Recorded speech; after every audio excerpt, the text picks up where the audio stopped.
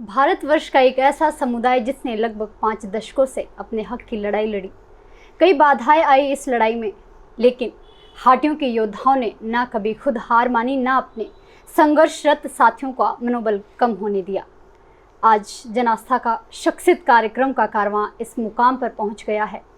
ऐतिहासिक हाटी की जीत दिलाने वाले पुरोधाओं को आज हम अपने दर्शकों से रूबरू करवाने जा रहे हैं।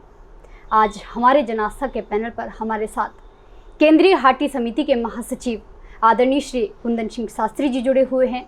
साथ ही साथ हमारे साथ मौजूद हैं वो शख्सियत जिनके एहसानों को गिरिपार क्षेत्र कभी भुला नहीं पाएगा। हमारे साथ मौजूद हैं प्रसिद्ध समाज सेवी आदरणीय श्री राजेंद्र प्रसाद तिवारी जी। आज जन आस्था के कार्यक्रम में हम इनसे बातचीत करेंगे, तो जल्द ही कार्यक्रम की शुरुआत करेंगे। सर, मैं आपसे जानना चाहूँगी, हाटी की शब्द की उत्पत्ति किस प्रकार से हुई और आप इसका संक्षिप्त विवरण हमारे दर्शकों को दें। जन आस्था का सबसे पहले बहुत बहुत स्वागत और धन्यवाद हाटी समुदाय की तरफ से। हाटी की उत्पत्ति हाट से हुई है जी। हाट का मतलब बाजार। हमारे गिरिपार क्षेत्र के लोग पहले हाट बहुत करते थे और हाट ऐसा करते थे कि पूरे गांव के लोग एक साथ बाजार में जब जाते थे जी, तो गांव के लोग भी उनको हाटी बोलते थे, और जब वो बाजार पहुंचते थे तो वहाँ के व्यापारी लोग भी उनको हाटी बोलते थे। तो धीरे धीरे ये शब्द ऐसा प्रचलित हो गया कि जाते हुए भी लोग कह रहे कि हमारे गांव से हाटी गए हैं बाजार के लिए। बाजार वाले भी कहते थे हाटी आए हैं, फलाने गांव से हाटी आए हैं। तो ये शब्द जब प्रचलन में आया और पूरे गिरिपार क्षेत्र में प्रचलित हुआ, वहीं से हाटी समुदाय के का नामकरण हुआ। जी सर, बहुत बहुत धन्यवाद। सर, हाटी मुद्दा सिरे चढ़ चुका है। अब हाटी लोक संस्कृति है, उसके संरक्षण में अब क्या कामयाबी मिल पाएगी? जैसे लोग भूलते जा रहे थे अपनी लोक संस्कृति को, क्या फिर से संरक्षण बढ़ावा मिल पाएगा? सबसे जो लाभदायक बात इसमें हाटी मुद्दे की सफलता के बाद जो मैं व्यक्तिगत रूप से देखता हूँ, दूसरे लोग तो कोई बोलेगा नौकरियों में आरक्षण मिलेगा, विकास में बजट का प्रावधान होगा, और भी कई इसमें सुविधाएं मिलेगी। जो मैं दूरदर्शिता के दृष्टि से समझता हूँ, हमारी जो लोक संस्कृति है, जो सबसे समृद्ध चीज़ हमारे पास है, लोक संस्कृति, लोक परंपराएं जो लुप्त होती जा रही थी, इसके बाद उसको एक बहुत अच्छा प्लेटफॉर्म तो मिल ही गया है, लेकिन लोगों के अंदर भी एक भावना ये उभरती जा रही है कि हमारे को ये दर्जा इसलिए मिला है कि हमारी संस्कृति अलग है, हमारी परंपराएं अलग है और वो समृद्ध है। इसलिए जनजाति दर्जा मिलने के बाद सामाजिक परंपराओं, अच्छी परंपराओं और अच्छी लोक संस्कृति को बढ़ावा मिलना तो एक स्वाभाविक है। सर, कई वर्षों से, कई दशकों से आप गिरिपार क्षेत्र की माटी से जुड़े हुए हैं। यहाँ कर्म भूमि आपकी रही है और आपके एहसानों तले शायद गिरिपार क्षेत्र कभी भी ऋण आपका नहीं चुका पाएगा। इस माटी से कितना लगाव है और इस मुद्दे से आप कहाँ से शुरुआत हुई, आप इस मुद्दे से जुड़े? धन्यवाद। जन आस्था टीम का मैं बहुत आभारी हूँ कि आप लोगों ने हमें भी इस मुद्दे पे बात करने के लिए आमंत्रित किया। मैं सबसे पहले तो अपने सभी हाटी समुदाय के सभी भाइयों को बधाई देना चाहता हूँ आपके माध्यम से। और ये बहुत बड़ी उपलब्धि है, बहुत बड़ी जीत है, जिसको बहुत सहजता के साथ इसको जो है संजो के रखने वाली बात है। और जो आपने कहा हाटी मुद्दा या इस क्षेत्र से, तो मेरी कर्मभूमि है और पिछले 48 वर्ष से जो है मैं यहाँ पे रह रहा हूँ, और 1975 से। तो पहले तो इतना ज़्यादा हमारे बारे में, इसके बारे में हमें ज़्यादा पता नहीं था, लेकिन जब हम पत्रकारिता में आए पिछले 36 साल से, तो तब से हमने जो है हाटी के ऊपर कुछ रिसर्च करना शुरू किया और फिर लोगों से मिलना शुरू किया। क्योंकि हमारा उठना बैठना मिलना जो भी मतलब हुआ, वो सब कुछ इसी समुदाय के बीच में ही रहा। तो ये हमारे अंग संग हैं और हमारे मतलब खून में चाहे ना हो, लेकिन हमारे शरीर के हर भाग में जो है इनका प्रभाव है। यहाँ की सांस का, यहाँ के पानी का, यहाँ के दाना, अन्न दाना का, हमारे लोगों के, हमारे नहीं, हमारे पूरे परिवार पे इसका असर है। इसलिए मैं हाटी सभ्यता को, हाटी संस्कृति को किसी तरह से जो है इसको कोई क्षति पहुँचे ये मैं बर्दाश्त नहीं कर सकता था। इसीलिए मैं हाटी मुद्दे को हमेशा जो है अपनी पत्रकारिता में प्रमुखता से उठाता भी रहा हूँ। और जो है इसके कई पहलू हैं, इस पर कभी विस्तार से चर्चा करेंगे, लेकिन फ़िलहाल जो इसकी संस्कृति है और जैसा शास्त्री जी ने बताया तो इसके संस्कृति को बचाने के लिए है। और ये बहुत बड़ा जिम्मेदारी अब इन लोगों के ऊपर ज़्यादा आ गई है, क्योंकि अभी तक शायद मान लीजिए कोई इस तरह का एक स्केप भी हो सकता था, ये भी बहाना था कि भाई हम क्या कर सकते हैं, लेकिन अब आपको एक आधिकारिक रूप में आपको मान्यता मिली है, तो अब आपका फ़र्ज़ है कि इस संस्कृति को जो है अपने भावी पीढ़ी के लिए जो है संरक्षित करें। सर, मैं आपसे जानना चाहूँगी कि आप हाटी समिति से कब जुड़े और पहली बैठक जो आपकी हुई उसकी कुछ बातें आप हमारे दर्शकों के लिए साझा कीजिए। 1992 में जब हिमाचल प्रदेश में साक्षरता अभियान चला तो उस वक्त हर गांव में साक्षरता कमेटियां ब्लॉक लेवल पे, जिला स्तर पे हुई, तो उसकी समय समय पे हर 15 दिन या कभी महीने के बाद बैठक हुआ करती थी। तो जब हम बैठक में शामिल हुए और उसी पीरियड में मैं पंचायत का प्रधान भी रहा, तो हमारे कई मित्र लोग जो पहले हाटी समिति से जुड़े थे बोलते थे कि एक हाटी समिति में आप जुड़ो, आपको जुड़ना चाहिए। तो मुझे उस वक्त शुरू में बड़ा अजीब सा लगता था। उनका ये हाटी समिति क्या है? फिर वो कहते थे कि हम अपने संस्कृति को बचाने के लिए, जनजाति दर्जा लेने के लिए हम प्रयास कर रहे हैं और इसमें हाटी समिति काम कर रही है। जब मैं संपर्क में आया तो मेरा जो संपर्क है वो अपने उस वक्त के जो बहुत दिन को मैं इस यात्रा में हाटी समिति की जो जनजाति यात्रा है उसमें मैं आदर्श मानता हूँ। जब उन लोगों से, प्रोफेसर लोग उसमें थे, वकील लोग उसमें थे, बड़े अच्छे विद्वान थे, जब उनसे संपर्क हुआ तो मैं पहले ही बैठक से बहुत प्रभावित रहा कि ये सचमुच हमारे लिए एक ऐसा मुद्दा है जिसमें हर अच्छी सोच के लोगों को जुड़ना चाहिए। तब से हमने फिर पीछे मुड़ के नहीं देखा, ना कभी ऐसा पद का लालच रहा, लेकिन इस नाते कि ये एक बहुत अच्छी कॉज के लिए ये शुरुआत की गई हमारे पूर्ववर्ती लोगों द्वारा। तो तब से मैं 90 के दशक से मैं लगातार ही आज तक इस मुद्दे से जुड़ा। सर, गैर हाटी होते हुए भी प्रतिष्ठित तिवारी परिवार हाटियों की संस्कृति में रच बस गए हैं। आपने वो सब कुछ करके दिखाया है जो हम सभी के लिए असंभव सा था। इस बारे में क्या कहेंगे आप? नहीं, मैंने कुछ ऐसा नहीं किया। जो मेरा फ़र्ज़ था अपनी कर्मभूमि के लिए, उसी में थोड़ा सा योगदान करने का प्रयास किया। और हम गैर हाटी इसलिए नहीं हैं क्योंकि हम तो जब से आए तब से जो है हाटियों के बीच में रहे हैं, तो हम गैर हाटी हो ही नहीं सकते। हमारे बच्चे जो हैं वो 1-1 साल के थे, 1-1.5 साल के, 2 साल का, तो वो ये तब से इनका लालन पालन सारा कुछ जो है इसी माहौल में हुआ और यहीं लोगों के बीच में हम रहे हुए हैं। तो हमने जो कुछ भी किया है वो अपना एक हमारा फ़र्ज़ है, वो हमने किसी के ऊपर कोई एहसान नहीं किया हुआ। ये हमारा फ़र्ज़ बनता है, उस फ़र्ज़ को पूरा करने का हमने थोड़ा सा प्रयास किया है केवल। शास्त्री जी, उत्तराखंड के जौनसार बाबर से हमारा रोटी बेटी का संबंध है। उत्तराखंड जौनसार बाबर के दाई भाइयों ने इस मुहिम में हमारी कितनी मदद की? उत्तराखंड का जो जौनसार बाबर है उनका हमेशा से इस मुहिम में हमारे लिए बहुत प्रेरणादायक सहयोग रहा है। वो इसलिए कि हमारे रिश्ते तो है ही हैं, लेकिन हमारा दाईचारा भाईचारा भी है। और दाईचारा भाईचारा भी इस ऊंचाई तक का है कि कई गांव के तो नाम ही वही है जो इधर के नाम है, गांव के उधर के भी है। जैसे मैं कुछ गिनाऊँ, हमारे यहाँ कोटी उतरो है तो उनका दाईचारा जौनसार बाबर में उतरेव का उतलेव के साथ है। बाली कोटी के जुगो है, उनका दाईचारा जौनसार बाबर में जुगियों के साथ है। यहाँ कांडो घुटनोल के चंदो है, उनका दाईचारा वहाँ चंदो के साथ है। वहाँ मोरार के गुलदार है, जहाँ का जिसको हम दोनों समुदाय के लोग एक मतीराम बहुत अपना एक आदर्श योद्धा भी मानते हैं, जिसने सिरमौर के राजा के लिए अपनी कुर्बानी दी।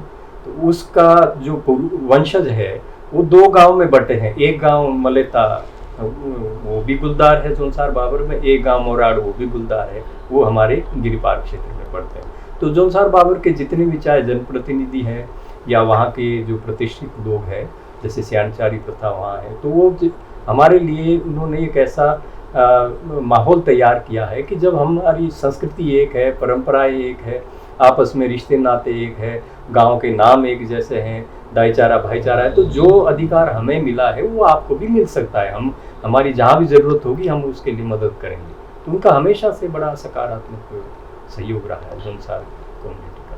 सर, मैं आपसे जानना चाहूँगी, हाटी मुद्दे पर बाधाएं हैं जो वो आती रही है, तो ऐसा कभी हुआ है कि उन बाधाओं को लेकर आपका मन भी कभी विचलित हुआ हो? नहीं, जब कभी भी कोई भी इस तरह की अभियान होता है, आंदोलन होता है, तो उसमें अप डाउन्स बहुत होते हैं। मुझे कभी भी विचलित होने वाली स्थिति नहीं आई। एक बार ज़रूर इस तरह का हुआ था, जब सर्वे, क्योंकि ये आरजीआई के थ्रू जब सर्वे होता था तो उसमें जो है हमारे डिप्टी कमिश्नर की एक रिपोर्ट गई जिसमें 102 शेड्यूल ट्राइब लिखे गए। वो खबर जब मैंने पढ़ी तो उस पर मैंने खबर भी बनाई, लेकिन मुझे बहुत दुख हुआ उस बात का कि क्या चीज़ प्रशासन को ये समझ में नहीं आ रहा है कि आरजीआई क्या चीज़ मांग रही है और वो क्या रिपोर्ट दे रहे हैं।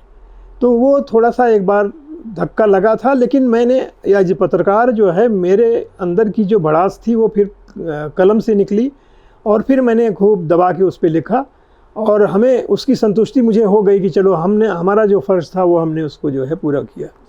सर, हाटियों की 5 दशकों की लंबी लड़ाई में हमारे युवाओं का और महिलाओं का कितना सहयोग रहा है? बहुत बड़ा सहयोग रहा है। इसमें हमारी 3 पीढ़ियों का योगदान है जी।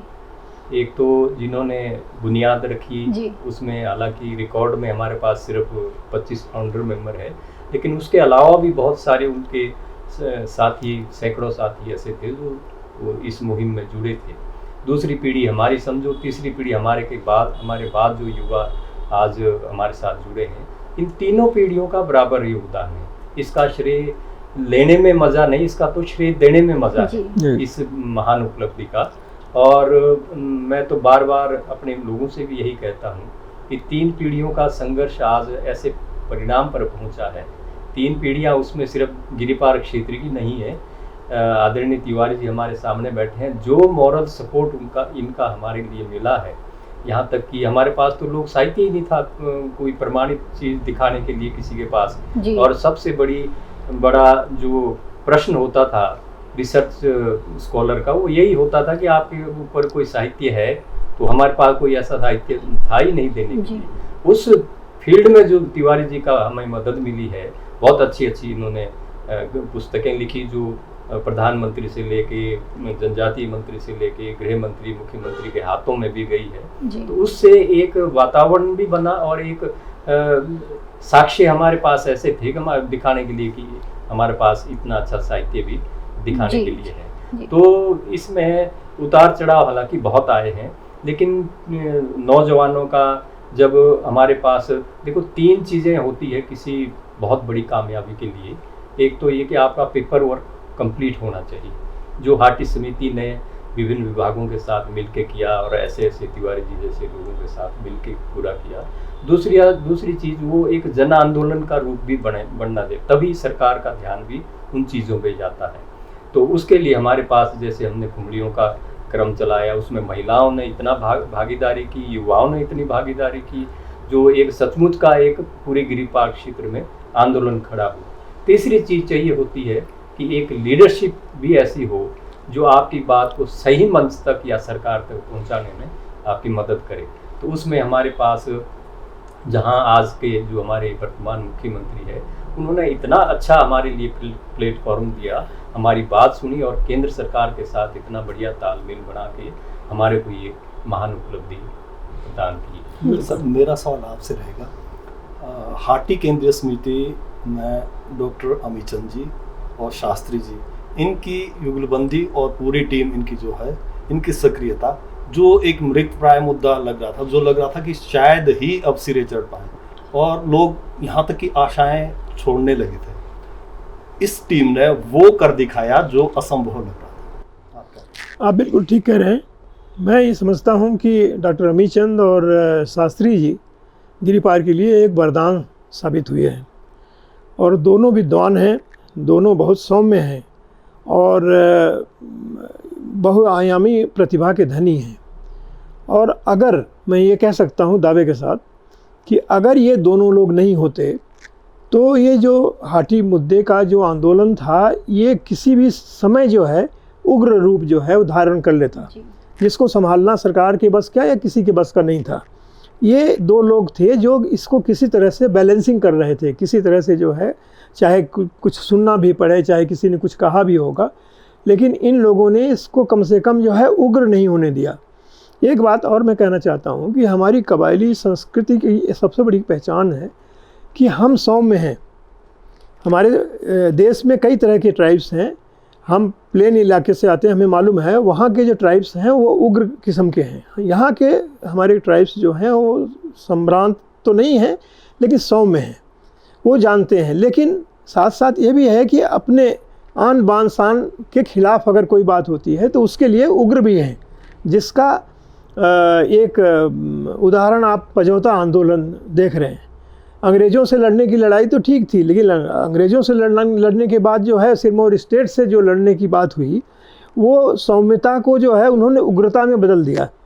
तो अगर पजौता आंदोलन नहीं होता तो शायद हम सभी को जो है उनका आभारी होना चाहिए वैद्य जी का कि भाई उन्होंने 154 लोगों को अपने साथ इकट्ठा करके और राजा को ये मजबूर कर दिया कि भाई जो है हमें जो है फ्री किया जाए, हमें जो है हमारा स्टेटस हमको जो है वापस दिया जाए। तो सौम्यता साथ साथ है और इन दोनों लोगों में इतनी ज़्यादा भरी हुई है कि चाहे कोई भी कार्यक्रम होगा, कुछ भी होगा, अगर ये दोनों होंगे तो सफल ही होना है। और हम इन दोनों को और इनकी पूरी टीम को हम बधाई देना चाहते हैं कि इन्होंने जो सोचा, जो देखा, हम ये नहीं कहते कि पिछले वालों का कोई उसमें योगदान नहीं है, जैसा शास्त्री जी ने कहा, सबका योगदान है, सबका योगदान है और सबका धन्यवाद है। मैं तो कहता हूँ कि कोई इसमें बुराई की बात नहीं है, लेकिन इनका जो योगदान है वो समय की बात होती है। तो ईश्वर ने इन प्रेरणा दिया और ये लोग आगे आए और ये अच्छी चीज़ जो है फलीभूत होनी चाहिए। सर, मेरा सवाल आपसे रहेगा, जिला शिमला और सिरमौर के कुछ धाटीधार क्षेत्र के लोग भी जनजातीय में शामिल होने की मांग कर रहे हैं, इस पर आपका क्या विचार है? शिमला और धाटीधार ही नहीं, हिमाचल प्रदेश के कई ऐसे इलाके हैं, छोटा बंगाल, बड़ा बंगाल, डोडरा क्वार, मलाना और चुहार है, चुराहा है, धाटीधार है और इधर हमारा जुब्बल का एरिया है। हम सब का समर्थन करते हैं, ये सब का विशेष अधिकार है। संविधान ने यही तो अधिकार दिया है। अगर कहीं ऐसी लोक संस्कृति है, ऐसी परंपराएं हैं जिसको संरक्षित करना या जिसकी पहचान के साथ जनजाति का दर्जा दिया जा सकता है, वो मिलना चाहिए। हम किसी का विरोध नहीं करते। हाँ, ये कि उनको वो मापदंड पूरे करने पड़ेंगे। एथनोग्राफिक्स रिपोर्ट के द्वारा जो मापदंड तय होते हैं, तो हम तो हाटी समुदाय ने किसी का विरोध आज तक ना किया है, ना हम भविष्य में किसी का विरोध करेंगे। We are critical thinkers. We are innovators. We are full of creativity. We are open to ideas. We are true achievers. And we are the scholars. Sir, एक गृह मंत्री राजनाथ सिंह ने नहा नहाकर हाटी मुद्दे को लेकर केवल वादा किया था और दूसरे गृह मंत्री अमित शाह जी ने इस वादे को पूरा किया है। असंभव को भी उन्होंने संभव किया है, इस पर आप क्या कहेंगे? इस पर मैं केवल यही कह सकता हूँ कि ये सब कुछ समय में निर्धारित होता है जी। और जो समय जिसके सर सहरा बांधना होता है उसी के बनता है। मैं ये नहीं कहता कि राजनाथ सिंह जी जो है उन्होंने प्रयास नहीं किया। धूमल साहब से लेकर के शांता कुमार जी से लेकर के सभी लोगों ने प्रयास किया, राजा साहब ने भी प्रयास किया। मैं किसी को पार्टी से ऊपर उठ के बात करना चाहता, सब ने कोशिश किया। कुछ लोगों ने सच्ची नीयत से किया, कुछ लोगों ने सच्ची नीयत से नहीं किया। लेकिन जो अभी राजनाथ सिंह जी या मोदी जी ने जो मतलब एक माहौल क्रिएट किया पूरे देश में, उसमें ये काम होना था। और सबसे अच्छी बात क्या हुई, आप ये देखिए कि काम बहुत से होते हैं, लेकिन कभी एक ऐसा काम होता है कि आपका अपना विधायक, अब तो पूर्व विधायक, उस टाइम विधायक था बलदेव जी के आगे जो है वो जयराम जी मुख्यमंत्री, फिर जो है वो अमित शाह जी और फिर जो है प्रधानमंत्री। पूरी लाइन आपकी एकदम साफ मिली है, कहीं पे भी नियत में कोई फ़र्क नहीं था, इसलिए आप जो है इसमें सफल हो पाए। नहीं तो अगर ज़रा सा भी कोई टेढ़ा मारने वाला होता तो चाहे आप कुछ भी कर लेते, वो आगे नहीं बढ़ता। दूसरी बात एक और कहना चाहूँगा कि हम इतना देर क्यों हुई हमको जो है ये मिलने में। इसका कारण है कि जो लोग आगे ले जाने वाले हैं उससे ज़्यादा ताकत उनकी थी जो पीछे खींचने वाले थे। उसके लिए चाहे आपके साथ कभी किसी दिन बैठेंगे तो मैं खुल के बोलूँगा, मुझे कोई किसी का वो नहीं है, लेकिन ये शक्तियाँ कुछ ऐसी थीं जो खींचना चाहती थी पीछे कि ये इनको ना मिले। वो पावरफुल भी थी और लेकिन वो एक समय ऐसा आया कि जब बिल्कुल क्लियर रास्ता मिल गया तो जो है आपको जो है हाटी दर्जा मिला और आप सभी को बहुत बहुत बधाई इस मामले में। शास्त्री जी, पीएम मोदी जी से मिलते हुए आपकी कविता पूरे प्रदेशवासियों के लिए बहुत ही रोमांचक करने वाला पल था, यादगार पल था। लेकिन विरोधी उस समय कहते थे कि ये जो हाटी मुद्दा इतने दशकों से उठाया चल रहा है वो कविताएं पढ़ने या नाटियां डालने से नहीं मिलने वाला है। विचलित तो हुए होंगे? नहीं, मैं बिल्कुल विचलित नहीं हुआ, क्योंकि प्रश्न उनका एक मायने में सही था। अब जब हम आदरणीय मोदी जी से हमारा डेलीगेशन प्रोफेसर वीरेंद्र कश्यप जी के नेतृत्व में जब हम मिले तो कविता सुनाने का तो कोई भाव था ही नहीं। हम तो हाटी मुद्दे को लेके वहाँ, लेकिन उस दौरान 2017 में नोटबंदी से कुछ एक ऐसा माहौल बन गया था, तो मैंने घर में बैठ के वो कुछ मेरे से एक बहुत अच्छी कविता बन गई नोटबंदी पे। तो जब वहाँ गए तो हमने आदरणीय वीरेंद्र कश्यप जी को कहा, उनका हमने नोटबंदी पे ये कविता बनाई है, देखा उन्होंने, बोले ये तो मोदी जी को देने लायक है। मैंने कहा जी, तो बोले बाद में, पहले हमने हाटी मुद्दे पे बात करनी है, उसके बाद ये कविता उनको दे देंगे। सुनाने का तो कोई मन में भाव ही नहीं था। तो जैसे ही हमने पहले हाटी मुद्दे पे चर्चा की, उसके बाद फिर जब कविता उनके हाथ में दी तो एक झलक उन्होंने डाली और फिर तुरंत मेरे को बोले कि फिर तो सुनाओ। अच्छा, मोदी जी को सुनते तो बहुत सारे लोग हैं, लेकिन मोदी जी को सुनाने का सौभाग्य शायद किसी को ही मिलता है। तो मैं भी उस पल को गंवाना नहीं चाहता था, तो इसलिए हमने वो कविता जैसा भी रहा, लोगों की भावना के अनुसार जो भी पसंद किया, तो हमने वो मौका नहीं गंवाया और मोदी जी को नोटबंदी की कविता सुना भी दी और उनको पसंद भी बहुत आई। बिल्कुल जी सर, मेरा सवाल आपसे रहेगा, जो फाइल है आखिर वो आरजीआई में ही क्यों बार बार अटक जाती थी? देखिए, ऐसा है कि आरजीआई एक संस्थान है सरकार का जो सांख्यिकी जो है वो डिसाइड करता है पूरे देश की, जो है जो जनगणना है जिसके लिए बनाया गया था। कोई भी इस तरह की कोई भी सर्वे हो, कोई भी आंकड़ा इकट्ठा करना हो सरकार को, तो आरजीआई के माध्यम से जो है होता है। एक छोटा सा एग्जाम्पल है कि जैसे आप रजिस्ट्री कराने गए, वो रजिस्ट्रार जनरल ऑफ इंडिया है और आपका एक तहसीलदार साहब भी रजिस्ट्रार हैं। तहसीलदार साहब के पास सब रजिस्ट्री कराने जाते हैं। अगर आपने वो कागज़, रजिस्ट्रार साहब ने क्या करना है, सारे कागज़ आपके देखने हैं और उस पर साइन कर देना है, लेकिन कागज़ तो सारे देखे जाएंगे कि सही है कि नहीं है। उसी तरह से रजिस्ट्रार जनरल ऑफ इंडिया के पास जो है, जब लोगों की रिपोर्ट्स जाती हैं, वो उनके पास कोई एप्लीकेशन जाएगी, रिपोर्ट्स आएगी, तो उसके बाद फैसला होता है, वो सरकार को देंगे कि इसकी स्थिति ये है, इतने लोग उसके हैं, इतने लोग उसके हैं। अब उसी आरजीआई से 102 लोगों का आंकड़ा जो है वो गया शेड्यूल ट्राइब का, उससे जो है 170 का गया, 1,70,000 का गया, तो देने की बात है। अब यहाँ उस आरजीआई को क्या फीडबैक जाता था, क्या रिपोर्ट जाती थी, उसमें हम आरजीआई का कोई दोष नहीं मानते, क्योंकि वो ऐसा संस्थान है जो कि निर्विवाद रूप से काम करता है। थोड़ा बहुत ऊपर नीचे हो सकता है, लेकिन वही बात मैं कहूँगा कि उनको जो दिया जाएगा आगे सरकार को वही पेश करेंगे। लेकिन भाग्यशाली हाटी रहे, क्योंकि वहाँ पे उनके राष्ट्रीय जो जनरल हैं, मतलब आरजीआई के जो रजिस्ट्रार जनरल हैं, वो आपके मतलब पड़ोसी रहे और जानने वाले निकले, तो वो भी एक सुविधा का जो है साधन मिल गया, क्योंकि समझाने की ज़रूरत नहीं है। कोई चीज़ आपको तब चाहिए अगर समझाने वाला समझना चाहे, और तो आपके पास फैक्ट है, आप समझा देंगे उसको। अगर समझने वाला अगर उसको ना समझना चाहे तो आप जो मर्जी कहते रहें, उस पर जो है वो नहीं करेगा। तो ये भी सौभाग्य की बात है। साथ कुछ और इसमें ऐड कर दूँ, आरजीआई के 3 ऑब्जेक्शन बड़े प्रमुख थे। आरजीआई एक तो बात बार बार लिखते थे कि एथनोग्राफी की रिपोर्ट के आधार पे हम निर्णय लेते हैं, तो हिमाचल में कोई नोडल एजेंसी थी नहीं इस स्टडी के लिए, तो इसलिए आरजीआई बार बार ये ऑब्जेक्शन कर रहे थे कि नोडल एजेंसी की ही रिपोर्ट हम मान्य करेंगे।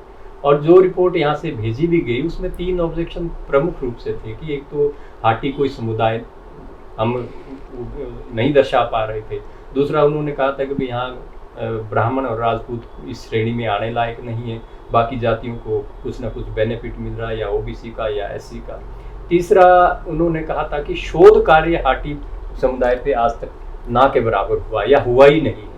तो इन तीनों का यहाँ से जो नई एथनोग्राफिक सर्वे रिपोर्ट गई है, जो इसी साल पिछले साल 18 अक्टूबर को भेजी गई थी, इन तीनों ऑब्जेक्शन का उसमें निवारण किया गया। एक तो ये कि यहाँ हम भाट और ब्राह्मण और राजपूत नहीं, हम यहाँ भाट और खशकनेत रहते हैं। दूसरा, शोध कार्य के लिए पंजाब विश्वविद्यालय से एक लड़का आया था, उसका रिसर्च वर्क हुआ। तिवारी जी ने कई अच्छी पुस्तकें, 14 उपजातियों का समुच्चय हाटी समुदाय, ऐसी पुस्तकें, तो वो सारे प्रमाण जब नई रिपोर्ट में दिए दर्शाए गए तो आरजीआई भी ने भी उस चीज़ को मान्य किया, और उसी के बाद फिर हमारी रिपोर्ट वहाँ मान्य हुई और हाटी समुदाय एक जनजाति के रूप में आरजीआई के पास पंजीकृत हो पाए। सर, मेरा सवाल आपसे ही रहेगा, हाटी मुद्दे को लेकर अब विवाद को हवा, जीती बाजी को हार की तरह कुछ लोग गमगीन क्यों? इसमें सबसे बड़ा कारण तो ये कि अभी चुनावी वर्ष है, तो राजनीतिक दल इसमें कोई श्रेय लेने की होड़ करेगा, कोई श्रेय रोकने की होड़ करेगा। पहला कारण तो मैं इसको मानता हूँ। दूसरा, जो कुछ जातिगत यहाँ ऐसे संगठन, अवैध तो मैं नहीं कहूँगा, लेकिन वो कोई ऐसे पंजीकृत संगठन नहीं है, ऐसे खड़े हो गए हैं जिन्होंने क्योंकि हाटी हम भोले भाले तो होते ही हैं, उन लोगों को गुमराह करके कुछ जो बाहर से ऐसे लोग आए जिनका काम जातिगत वैमनस्य पैदा करना ही मकसद था, तो वो किसी हद तक उसमें कामयाब भी हुए हैं। और जो ये बिखराव की स्थिति पिछले दिनों कुछ बनती गई, उसमें नुकसान ये हो गया, क्योंकि मुझे व्यक्तिगत रूप से बड़ा गर्व होता था कि 14 जातियों का हमारा हाटी परिवार, हम इसको हाटी समुदाय से हाटी परिवार की ओर बदलना चाहते थे। तो अब उसमें क्योंकि जो हमारा अनुसूचित जाति वर्ग है वो बाहर रह गया, उन्हीं की मांग की वजह से उन्होंने यही मांग की कि हम जनजाति दर्जे में नहीं आना चाहते, हम अनुसूचित जाति में ही रहना चाहते हैं। तो सरकार ने भी इतनी अच्छी समझदारी से इतना अच्छा निर्णय लिया है कि उन्हीं की मांग मानी गई है, तो अब उनको भी संतुष्टि होनी चाहिए। और जो हम 2 जाति के लोग भाट ब्राह्मण और खशकनेत अब इसमें इस दर्जे में रह गए हैं, हमारी संख्या लगभग 63% हमारा यहाँ अनुपात है, तो हमारे लिए ये कोई अब ना उनको कोई शिकायत होनी चाहिए और हमारी मांग भी पूरी हो गई है। तो अब मेरे ख्याल में इससे ज़्यादा कोई बात स्पष्टीकरण के लिए सरकार की तरफ से भी अच्छा निर्णय इससे अच्छा नहीं हो सकता। सर, सीएम जयराम ठाकुर जी की रहनुमाई में आपकी पूरी टीम ने अहिंसा के पथ पर चलकर एक नया इतिहास रच दिया है, तो इस पर क्या कहेंगे आप? देखो, माननीय मुख्यमंत्री जयराम ठाकुर जी, अगर मैं ये कहूँ, ये अतिशयोक्ति न माने कि वो हाटी के ही लिए बने थे, तो इसको हम ये मेरा एक भावनात्मक रूप है। जब भी हमारा हाटी समिति का डेलीगेशन, चाहे बलदेव तोमर जी के नेतृत्व में मिला या सुरेश कश्यप जी के नेतृत्व में मिला या सुखराम चौधरी, रीना कश्यप जी के नेतृत्व में मिला, उन्होंने इतनी आत्मीयता से हमारी बात सुनी और पहली ही मीटिंग में उन्होंने ये वादा किया कि 3 मार्च को 5 मार्च को उनके साथ इसी साल हमारी पहली बैठक हुई थी, तो उन्होंने उसी दिन वादा किया कि मैं 11 मार्च को दिल्ली जा भी रहा हूँ और उसी दिन मैं गृह मंत्री से हाटी मुद्दे को लेकर मिलूंगा। तो उनका हमारे साथ ऐसा भावनात्मक रिश्ता बनता गया जो आज मामा भांजे के रिश्ते में बदल गया है। तो ये हमें भी अच्छा लगता है कि जब वो इलाके में आते हैं तो जन जन के अंदर ये भावना उभरती है कि जयराम ठाकुर हमारे मामा हैं और वो हमारे को भांजे कहते हैं, तो उनका बहुत बड़ा योगदान है। और इसके लिए मैं हमारा हाटी समुदाय जो हमारा उपकार करता है उसका एहसास भी करते हैं, एहसान मानते भी हैं, और हम लोगों से भी आह्वान करेंगे कि उस एहसान को माननीय मुख्यमंत्री के नाम से हमें चुकाना भी पड़ेगा। ये हमारा नैतिक कर्तव्य भी बनता है। सर, इसी सवाल के साथ थोड़ा समय जोड़ना चाहूँगा। मेरा सवाल आपसे रहेगा, ये एकमात्र ऐसा मुद्दा है जो लगभग 5 दशकों से लगातार संघर्ष जारी था, बिना एक खून का कतरा बहाए हम बाजी जीत गए, मुद्दा सिरे चढ़ा। अब गिरिपार में सोशल मीडिया में विशेषकर एक चर्चित चेहरा जो है वो गिरिपार के गांधी के रूप में शास्त्री जी को लोग कहते, तो आपकी क्या प्रतिक्रिया? देखिए सुरेश जी, मैं तो शास्त्री जी को शास्त्री रहने देना चाहता हूँ, क्योंकि मुझे शास्त्री जी में लाल बहादुर शास्त्री दिखाई देते हैं। और क्योंकि गांधी शब्द अब वो नहीं रहा, बापू वाला गांधी नहीं रहा, इसलिए मैं तो लोगों से यही आग्रह करूँगा कि इनको शास्त्री रहने दें, गांधी ना बनाएं। लेकिन बाकी मैं दूसरे की भावनाओं के साथ मैं नहीं वो कर सकता। अगर लोग चाहते हैं तो जिस नाम से चाहें बुलाएं, ये तो शास्त्री है, शास्त्री रहेंगे। और शास्त्री जैसा एक व्यक्तित्व जो बहुआयामी व्यक्तित्व है, उसको जो है किसी शब्द की ज़रूरत नहीं पड़ती है। और इनका जो एक कैरेक्टर है वो बहुत वाइड कैरेक्टर है, उसमें अपनी तसल्ली के लिए हम इनको जो मर्जी कहें, लेकिन शास्त्री जी शास्त्री रहें तो मैं कम से कम ज़्यादा खुश रहूँ। इसमें मैं थोड़ा जोड़ना चाहूँगा, क्षमा मांगते हुए, कि ये कहना उचित नहीं है, ये बहुत अतिशयोक्ति है।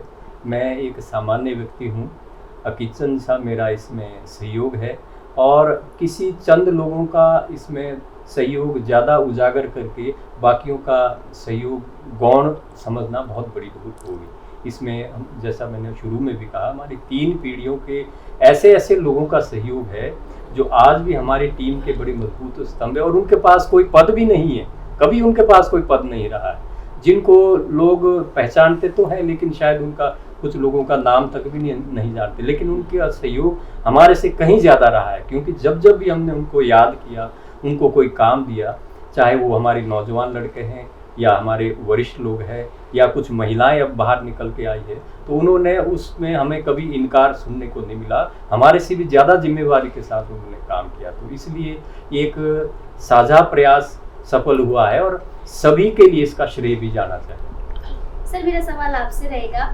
पहली बार शास्त्री जी को किसी भाषण में हल्के से गुस्से में देखा गया और बाहरी नमूने जैसे शब्द भी इनके जुबान से निकले, उस पर आप क्या कहना चाहेंगे? मेरी समझ में शास्त्री जी एक विद्वान हैं, शब्दों की गरिमा को बहुत अच्छी तरह से जानते हैं। और जब से मेरी इनसे जान पहचान हुई है, मैंने आज तक इनको कभी आवेश में नहीं देखा और कभी किसी के प्रति जो है कोई गलत शब्द इस्तेमाल करते हुए नहीं देखा। और शास्त्री जी कभी भी, शायद मुझे नहीं लगता कि सपने में भी किसी को आहत करने के लिए कोई शब्द इस्तेमाल करेंगे। मुझे नहीं मालूम कि शास्त्री जी ने कहा कि नहीं कहा, ना मैंने सुना और ना मैं कुछ सुनना चाहता, क्योंकि मनुष्य है, मनुष्य के साथ जो है कोई भी परिस्थिति कभी भी हो सकती है। लेकिन शास्त्री जी का जो एक परमानेंट इनका व्यक्तित्व है वो इस तरह का नहीं है, आवेश में आने वाला या किसी को गाली गलौज करने वाला या किसी के प्रति कोई दुराव और इस तरह का दुश्मनी पालने वाला। आप जो कुछ भी कहना चाहें, मेरे मन में इनके प्रति बड़ी इज्जत है और मैं कभी भी नहीं सोच सकता कि ये कभी भी इस तरह के शब्द को इस्तेमाल कर सकते हैं। लेकिन अगर कोई हुआ होगा तो इस तरह का कोई ये मतलब कोई बहुत बड़ी बात नहीं है। सर, जौनसार के गुलाब सिंह और हाटी पुत्र के नाम से प्रसिद्ध बलदेव तोमर का इसमें बहुत ही अद्वितीय योगदान रहा है, तो इस पर आप क्या कहेंगे? नहीं, इसमें कोई दो राय नहीं है और कोई भी नहीं कह सकता कि इसमें बलदेव जी का योगदान नहीं है। गुलाब सिंह जी का जो योगदान है वो सबको मालूम है जी, और पूरे जौनसार बाबर को मालूम है। लेकिन जो बलदेव जी का योगदान इस समय हुआ और इस हाटी मुद्दे को लेकर के हुआ है, उसमें कोई कहीं पे किसी तरह की बात नहीं है, राजनीतिक तौर पे चाहे कोई कहे, जी। लेकिन मैं ये समझता हूँ कि अगर वो नहीं होता तो शायद आपको अभी जल्दी नहीं मिलना था, शायद इसमें पता नहीं कितना समय और लगना था। तो अगर कोई काम कर रहा है और अपनी अच्छी नीयत से उसने किया है तो उसको श्रेय देने में भी कोई एतराज़ नहीं है, और उसका श्रेय उसको आने वाली पीढ़ी देगी। उसमें केवल हमारे आपके आज कहने से नहीं है, आने वाली पीढ़ी जो है जैसे गुलाब सिंह जी को याद कर रही है उसी तरह से बलदेव को भी याद रहे। शास्त्री जी, मुहिम के दौरान कई बार विकट परिस्थितियाँ ऐसी रही होगी कि आपका मन काफ़ी उचाट हो गया। एक बार, बहुत लंबे समय की बात नहीं है, एक न्यूज़ लगी थी रिजेक्ट की, हाटी वाला मुद्दा ये रिजेक्ट हो गया। उस दिन मैं भी और जो हमारे केंद्रीय अध्यक्ष है डॉक्टर अमित चंद जी बहुत बेचैन रहे, और दिन भर हमने जहाँ जहाँ संपर्क करना था अखबार से और विभागीय जो नोडल एजेंसी के डायरेक्टर है, विभागों के जो अधिकारी है, सबसे संपर्क किया कि क्या ये सत्य है। तो उस दिन मैं बहुत विचलित सा रहा कि आखिर इतनी लंबे संघर्ष के बाद अगर एकदम ऐसा सुनने को मिले। तो बाद में पता चला कि ये एक सोची समझी साजिश के तहत वो न्यूज़ लगाई गई थी। तो उसके बाद फिर 1-2 दिन के बाद उसी अखबार ने फिर से उसका स्पष्टीकरण दे दिया था। बाकी तो उतार चढ़ाव बहुत आते रहे, पर मैं कभी उदास इसलिए नहीं रहता था कि संपर्क में ऐसे ऐसे लोग थे, तिवारी जी जैसे, और डॉक्टर अमित चंद जी खुद विद्वान आदमी हैं, उनका जो रिसर्च वर्क है, जो पीएचडी है, वो ट्राइब के ही ऊपर की है उन्होंने। तो बाकी जो हमारे वरिष्ठ लोग हैं जो हमारे से पूर्ववर्ती थे, उनसे भी हम बीच बीच में सलाह मशवरा करते थे। युवाओं की टीम हमारे पास एक बड़ी सशक्त होती थी। तो एक तालमेल ऐसा बन गया था ऊपर से नीचे तक, जो हमारी केंद्रीय हाटी समिति, ब्लॉक यूनिट, तहसील यूनिट, फिर नीचे पंचायत यूनिट और क्षेत्रीय यूनिट जो हमारी थी शिमला, सोलन, चंडीगढ़, नाहन, और कल ही हमारी जो यूनिट बनी है विकास नगर में भी एक हाटी यूनिट का गठन हो गया है। तो इतना बड़ा एक संगठन के साथ हमारे साथ लोग जुड़े थे, तो बहुत ज़्यादा कभी निराशा नहीं होती। सर, मैं आपसे ये जानना चाहूँगी, गिरिपार हाटी समुदाय को तो हक मिल गया है, लेकिन क्षेत्र को कब तक मिलेगा? हाँ, ये एक ऐसी संवैधानिक प्रक्रिया है जो रूटीन में से पूरी होगी। अब हमारे लिए सबसे बड़ा चैलेंज था आरजीआई से हाटी समुदाय को एक पंजीकृत करवाना, आरजीआई से मान्यता लेना। वो सबसे बड़ा हमारे लिए चैलेंज था, जहाँ से हमारे ऊपर हमेशा ऑब्जेक्शन लगते रहे। हिमाचल सरकार ने पहले भी कई रिपोर्टें भेजी यहाँ से 90 के दशक से लेके, और 2002 में जो संकल्प प्रस्ताव लाया गया था, जो आज के भारतीय जनता पार्टी के जो अध्यक्ष है आदरणीय नड्डा साहब, जगत प्रकाश नड्डा जी, उन्होंने संकल्प प्रस्ताव लाया गया था। और विधानसभा याचिका समिति जिसमें हमारे पूर्व विधायक जगत सिंह नेगी का बहुत बड़ा योगदान रहा है, तो उसमें ऑब्जेक्शन सिर्फ आरजीआई से ही लगते थे। तो जब अब आरजीआई से हमारा केस आगे बढ़ा, फिर हमें विश्वास हो गया था कि अब हम सुखद स्थिति में हैं। और उधर से फिर हमें गृह मंत्री ने इतना आश्वस्त कर दिया था जब हम उनसे मिले 24 अप्रैल को, कि आपका कार्य 13 अप्रैल को हमने कर दिया है, इलाके में जाओ, खुशी मनाओ। तो उतार चढ़ाव तो आते रहे, लेकिन जो आगे की जो प्रक्रिया है वो एक, अब जब मंत्रिमंडल से हो गया है तो आगे राष्ट्रपति तक भी जाएगा। वहाँ यहाँ से 2 रास्ते हैं, एक तो लोकसभा से पारित होकर राज्यसभा से आगे फिर राष्ट्रपति तक, या फिर अध्यादेश। उम्मीद हमें ये है कि इसमें सीधा अध्यादेश लाया जाएगा जो सीधा राष्ट्रपति को जाना है। और उसके बाद जब अधिसूचना हिमाचल सरकार को आएगी तो रेवेन्यू रिकॉर्ड में इसमें फेरबदल होना, हाटी शब्द रेवेन्यू रिकॉर्ड में जुड़ेगा हमारे जाति उपजातियों के साथ। तो यहाँ सबसे बड़ी बात समझने वाली ये है कि जो एरिया नोटिफाई होना है, उसके लिए सबसे बड़ी शर्त है कि उस एरिया में 50% से ज़्यादा जनजाति के लोग रहने चाहिए, और हमारी संख्या तो 63% है। तो इसमें कोई ज़्यादा अड़चन आने वाली नहीं है। हमें पूरा विश्वास है, जब बड़े अड़चन से हम आगे बढ़ गए हैं तो ये भी हमें बहुत जल्दी जनजातीय क्षेत्र का भी दर्जा। शास्त्री जी, चर्चा हाटी समुदाय की हो रही हो और विवेक तिवारी जी और पवन बख्शी जी की जिक्र ना हो, तो चर्चा अधूरी है। थोड़ी सी आप अपनी इन विवेक जी और पवन बख्शी जी के साथ में एक नाम और जोड़ना चाहूँगा, अरुण भारद्वाज, जिसने रिसर्च वर्क किया है। इन्हें तीनों का जो प्रमाणित चीज़ें चाहिए थी वो इन तीनों ने पूरी की है। विवेक तिवारी ने जो डॉक्यूमेंट्री बनाई है, जो अभी इसी महीने लॉन्च हुई है, हार्टी वी एग्जिस्ट, तो विवेक जी का 3 साल पहले मेरे को उन्होंने एक पेपर लिख के दिया था कि मैं इस पे एक डॉक्यूमेंट्री फिल्म बनाना चाहता हूँ। तो साल भर उन्होंने पूछा, मैंने भी सोचा उनका शायद भूल भाल गए हुआ, मुंबई जैसी शहर में फिल्म इंडस्ट्री में व्यस्त रहना, लेकिन साल के बाद उनको अचानक के जी मैंने वो आपसे वादा किया है, मैंने पूरा करना है। तो जब उन्होंने वो डॉक्यूमेंट्री फिल्म बनाई, वो मूल चीज़ों को उन्होंने उसमें दर्शाया है। जैसे बूढ़ी दिहाड़ी का उत्सव है, हमारे जादरे का सिस्टम है, जो गांव में जादरा सिस्टम होता है, तो वो जो मूल चीज़ें दर्शाई गई है उसी का इम्पैक्ट दोनों तरफ हुआ, सरकार की तरफ भी हुआ, हमारे लोगों को भी वो चीज़ें पसंद आई। फिर पवन बख्शी जी ने जो आदरणीय तिवारी जी के ही मार्गदर्शन में जो किताब लिखी है, 14 गिरिपार क्षेत्र की 14 उपजातियों का समुच्चय हाटी समुदाय, वो भी अपने में एक उसके क्वालिटी भी बहुत अच्छी है, उसके फोटोग्राफ्स है, शैली है, सब कुछ बहुत अच्छी है। तो उसका भी असर पूरे हमारे हाटी समाज में भी पड़ा, और जहाँ जहाँ हमने वो पुस्तक दी उन अधिकारियों पे, उन राजनेताओं पे भी पड़ा। और जो लड़का जिसने रिसर्च वर्क किया, जिसने एक पीएचडी किया है इसके हमारे हाटी मुद्दे के ऊपर, अरुण भारद्वाज, उसने भी बहुत मूल चीज़ों को उसमें दर्शाया है। तो इन तीनों का योगदान के लिए शब्द नहीं मेरे पास, इनका धन्यवाद। शास्त्री लोग कहते हैं कि 2 शेर हमेशा आपके साथ बैठकों में कर्नल दोनों हमारे नरेश जी और जगत चौहान जी, दोनों हर बैठक में नजर आते थे। इतने बिजी शेड्यूल के बावजूद भी उन्होंने इस संघर्ष में बहुत साथ दिया है, आप कुछ कहेंगे? बिल्कुल, उनके बारे में 2 शब्द क्या, मैं थोड़ा ज़्यादा ही बोलना चाहूँगा, इसलिए कि उन दोनों ने अपनी अब सेना की व्यस्तता के बावजूद भी स्पेशल छुट्टी लेके आते थे मीटिंगों के लिए। कर्नल जगत चौहान और कर्नल नरेश चौहान बहुत ज़्यादा मोरल सपोर्ट उन्होंने हमें दी है। और दूसरा, कुछ पद पे तो थे ही थे, उस नाते उनका बैठक में शामिल होना भी एक अपने आप में समाज हमारे हाटी समुदाय के लिए संदेश होता था। और कर्नल नरेश चौहान सेना के अधिकारी होने के साथ साथ विद्वान भी है, वो हाटी के ऊपर एक पुस्तक भी लिख रहे हैं, शायद 4-6 महीने में बहुत जल्दी वो पुस्तक बाहर आने वाली है।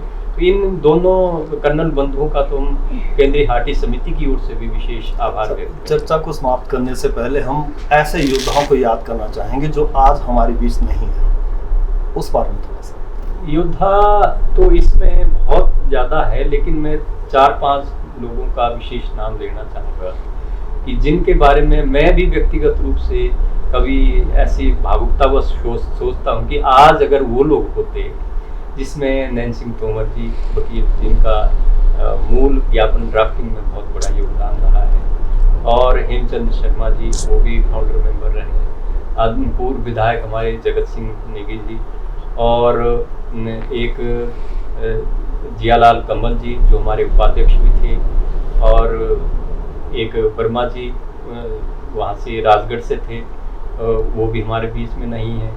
तो ऐसे नैन सिंह चौहान जी वो फाउंडर मेंबर रहे हैं। ऐसे 5-7 लोग ही ऐसे हैं जो आज अगर होते तो शायद इनको बहुत बड़ी खुशी होती। सही बात सर, बहुत बहुत धन्यवाद। आज जन आस्था के शख्सियत कार्यक्रम में हमारे साथ जुड़ी दोनों ही शख्सियतों का मैं बहुत बहुत आभार करती हूं और बहुत बहुत अभिनंदन सर आपका करते हैं। खैर, जन आस्था का शख्सियत कार्यक्रम का कारवां लगातार जारी रहेगा। हमसे जुड़े रहने के लिए और तमाम अपडेट्स पाने के लिए हमारे यूट्यूब चैनल जन आस्था पर सब्सक्राइब कर, और किसी भी प्रकार के विज्ञापन देने के लिए आप नीचे दिए गए नंबरों पर संपर्क करें। अभी के लिए फ़िलहाल इतना ही। जय हाटी, जय माटी।